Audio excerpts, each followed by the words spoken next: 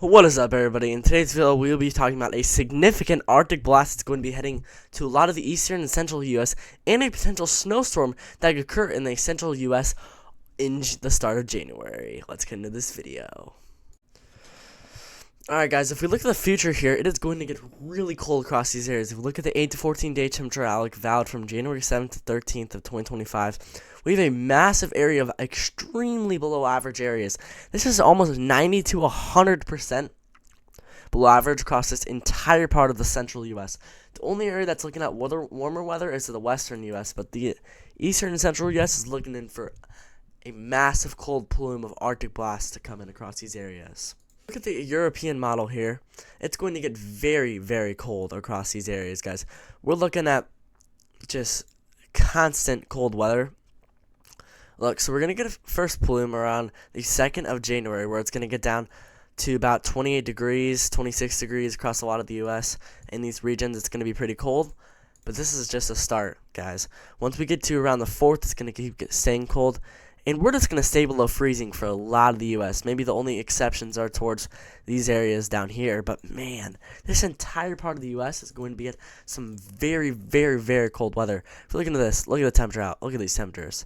This is negative degrees. I'm not even looking at the wind chill, guys.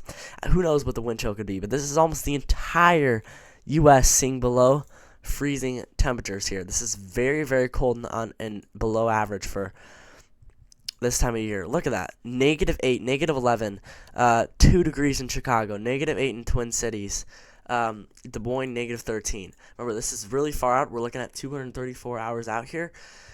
This is something you guys need to be paying attention to, as multiple Arctic blasts are going to come in from Canada, and it's going to cause a massive area of cold weather starting from the 2nd of January, going all the way through later into the middle of January here. And not just this is going to occur, guys. We could see some potential winter storms. If you guys are snow lovers, you might like what I'm about to show you guys. Alright guys, take a look at this. If we look at the models here, once we get to around the 5th on Saturday morning here, a big area of snow is going to form. See this right here? This is going to form and we're going to get a low pressure to form. See that right there? And this low pressure is going to ride across these areas. Remember, the European model has it basically going through this area, has the low pressure system going through here. But the GFS model has it going a little bit further north, maybe about right here. That's where the GFS has it.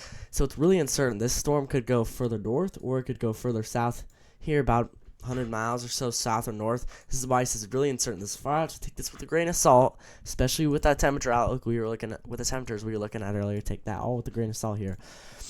But the models are showing a potential big-time snowstorm where a big freezing rain event could occur on the southern regions here towards Kentucky, southern portions of Indiana, and southern Missouri regions. It's a really tight pocket where it shows this potential freezing rain on the European model, but it's definitely possible. And then we get snow to the northern regions up here, where we could get a big snowstorm. Remember, this is really uncertain right now. This could move further north. The snow could be up here, or even the snow could potentially be down here. Who knows? The freezing rain could be bumped down here, and the freezing rain could be bumped up here. We don't really know what's going to happen. It could shift for the low pressure could either go this area or it could go up here. This is really uncertain right now, but if you're in these areas, or if you're in this area, I would completely keep an eye out on the storm right now, because this could definitely be something if you're a snow lover or you're wanting to get school off or something like that. Not just am I mentioning this, the Weather Prediction Center has, in their 3 to 7 day outlook, has also mentioned a big area of rain down here from this.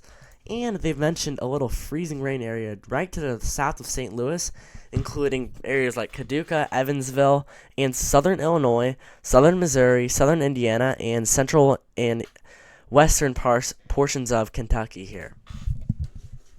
Remember, this is still really far out, but what's more certain is that there could be a freezing rain event. We just don't know where it's going to occur. They got a little more certainty that it could be here, but this is still really far out, so I would take this all with a grain of salt right now, guys. See, if we look at this, the GFS model has a way further north track on this system. They have it completely coming from here, the low pressure right here. Then they have it cutting further north, all the way into Illinois, all the way into Michigan. They have this thing cutting all the way up here into these regions. And that's a completely different track to the, they both have it consistent that it's going to start right here, low pressure.